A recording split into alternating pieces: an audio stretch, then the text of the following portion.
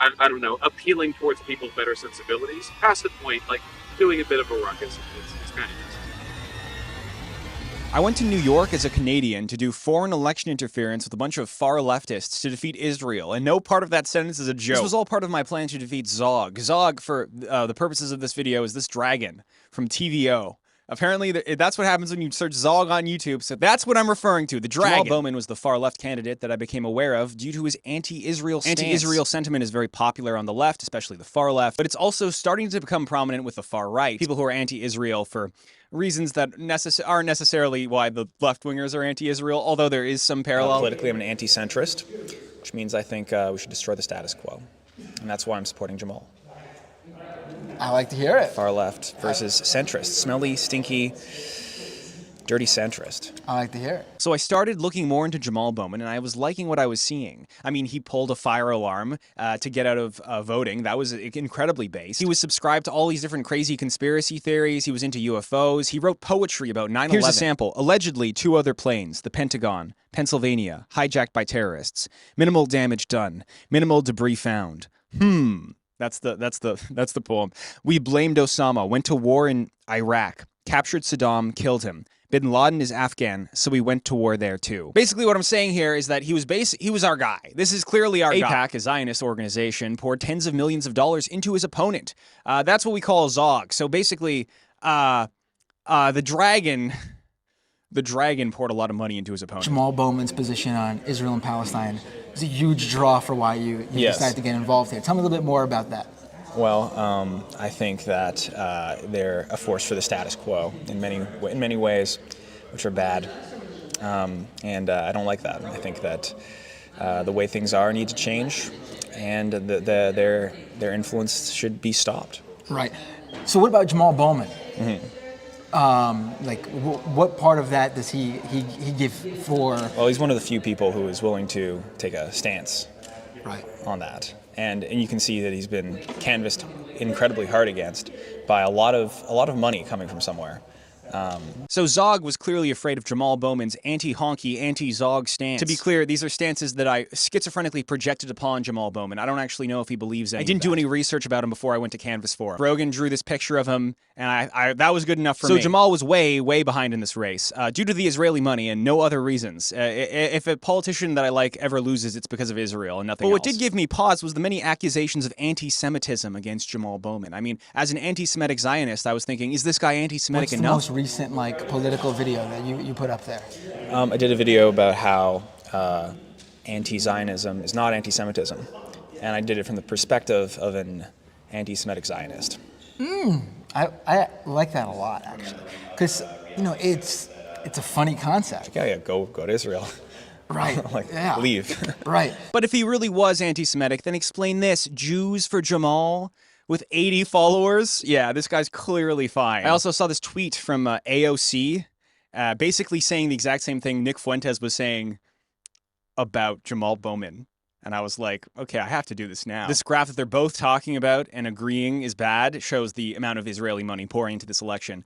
And foreign election interference is terrible. That's why I, as a Canadian, went and did foreign election interference. There's all kinds of people who think that there's bad things happening there, and if those people can all agree that there's bad things happening there, maybe we can talk about it and push things forward. Right. In that way, yeah. And guess what? AOC and Nick Fuentes teamed up and actually destroyed the center. No, just kidding. That this exchange happened, but that was pretty funny too. Also, he's jacked. Look at him. Look. He's jacked. He can bench like 400 pounds. There was enough crazy going on that I was down. So that's what I was going into this with. Jamal Bowman for a crackerless America. Tough on ZOG. Tough on crime. I don't actually think he would be tough on crime, though. I don't know. I didn't do any research. I also went because my mentor, JJ, told me to go, as well as my other mentor, Joshua Citarella. They both told me I should go.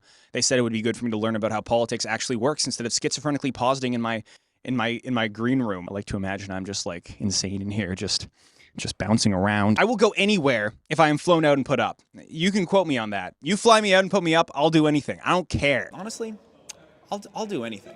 If someone asks me, I'm high and agreeable. I also don't know if it was illegal because it was foreign election interference, but I did get away with it. You are Canadian. I am Canadian. I'm doing foreign election interference. Foreign election interference. So obviously, this little dragon over here has been meddling in our elections for way too long.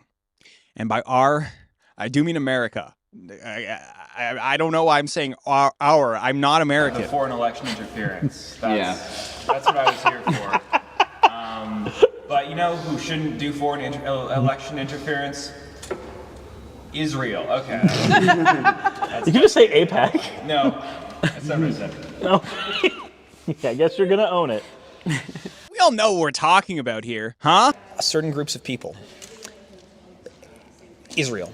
And I made some posts to gather up some support for Jamal. I gathered around 15 to 30 people were interested, maybe like 10 of them actually came. Jamal had been denounced by the status quo elites for being too far left, so I obviously went wearing a Hillary Clinton hat who explicitly denounced Look, I'm looking at your hat. I noticed for the first time it's a Hillary Clinton hat.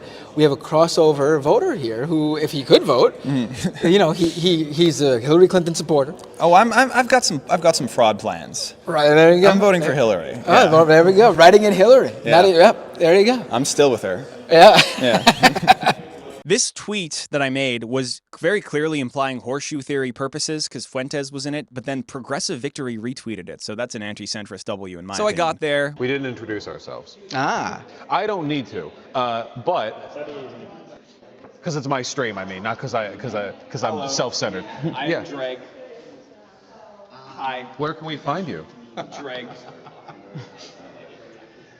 We did some door knocking, we did some canvassing, we did some live streaming, some videos, as you know, influencers gathering together tend to do. Would you date a conservative? Yes. Why? Well, it depends how hot they are. No, that sounds like a bad idea. Rough question for me because I don't date because I'm married. Would I date a conservative? Yeah, I guess. If they're hot, you would date them and take them seriously. Yes, like colorblind, but for politics. What if they keep like debating with you? I'm a big fan of debates, so I might enjoy that actually. Might actually be a turn on. I don't want to keep getting into debates, you know? It seems bad. Okay. I'd be pushing them to be more conservative, let's say. I just want them to exist on an extreme. Why? Because it's more exciting. Oh, this picture got tweeted. Disaster. What is this? What is this caption? I know this is a bad time to be seen in any context with Vosh, right? But let me just unequivocally address the allegations here, okay? AI-generated porn is not okay. AI-generated porn steals money from real porn artists. It's stealing money from real human predators. One thing I will say, though, is he did bring out like 200 people to canvass for a political candidate. That's real. Got crushed, but, you know, that's real. I didn't like this, though. I didn't like this at all. The vast majority of people complaining about this from the left, because that was the first wave of people who were like noticing this picture. They were like, electoralism, cringe. Basically, the idea is that Jamal Bowman, despite being the most pro-Palestine candidate, is not pro-Palestine enough. And that electoralism is not the way to achieve your political goals. And the actual way to do it is to firebomb a McDonald's and then not actually firebomb a McDonald's. As this picture circulated, eventually 4chan picked up on it. And then some people started to key in on what I was doing here. I endorse Jamal Bowman. We also did a Jubilee knockoff called Spectrum that they posted to their channel. And I was heavily censored. But I kind of expected that would happen because I was saying like insane shit. So I tried to be as ridiculous on camera as possible. So here's like Vosh yapping and I'm just kind of NPC twisting around in the background. The first thing you'll notice is I took the most extreme possible stance on every single question they asked me. And before every question they asked, I flipped a coin in my head and I went to that most extreme side and then I justified it afterwards. Privacy is more important than national security when it comes to data collection.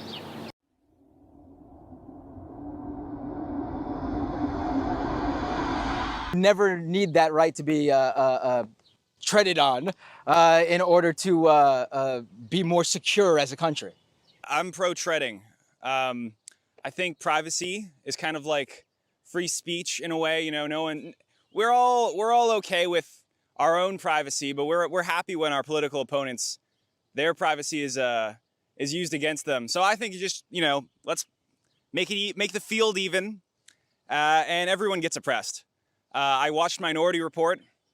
And I was like, yeah. Yeah, that's the only substantive question they kept from me, I think. And even then, they took out the part where I started stomping on the ground and saying, "This is me treading." So I'll tell you what was cut out of this video, line by line, I guess, or what I would have said if I was in that part of the video. Number one, Police are working class. Police are almost always on the other side of any working class movement. Yeah, so unions are bad.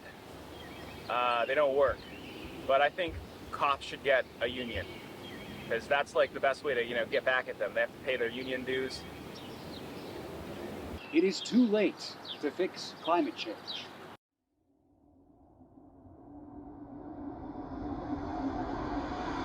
I ran as far agree as I possibly could here, because it's over and stuff. It's over! The purpose of protest is to disrupt.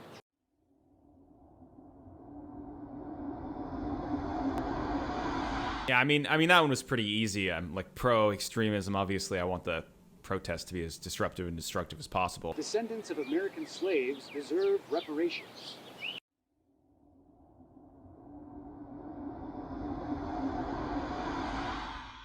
I agreed with this one to stoke racial tension.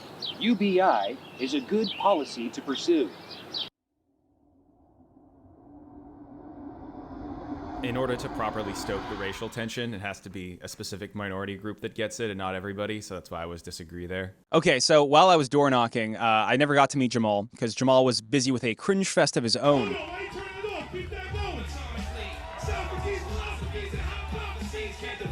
I was door knocking while he was doing this with AOC and Bernie.